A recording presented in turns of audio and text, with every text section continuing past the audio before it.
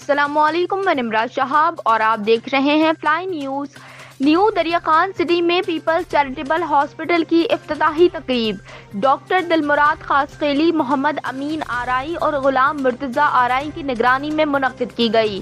تقریب میں مہمان خاص پی ایچ ایم اے ضلع خیرپور کے صدر ڈاکٹر اعجاز علی آرائی، Akhtar Hussain Maqsi, Imtiaz Qureshi, doctor Zulfiqar, S H O Darya Khan مریض سکندر علی، عبدالباسط یو سی کوٹ لالو کے چیئرمین نظام الدین منگیو، سید خضر شاہ، رسول بخش کیریو، امید علی راجپر، غلام حیدر منگیو، عبدالمجید آرائی، عبدالحفیظ امیر بخش عرف بگا خاصقیلی، محمد امین آرائی، غلام شبیر بگٹی، ڈاکٹر محمد اعظم بھٹی، ڈاکٹر شبیر حسین راجپوت، ڈاکٹر کامران کمبو، شمشاد سولنگی، جاوید علی خاصقیلی، شاہد قاضی، امان اللہ بروہی، گلشیر موروجو، سکندر علی جمالی، محمد یوسف خاصقیلی، عبداللطیف انصاری نے ربن کاٹ کر پیپلز چیریٹیبل ہاسپٹل کا افتتاح کیا۔ دوسری جانب میڈیکل کیمپ بھی قائم کیا گیا۔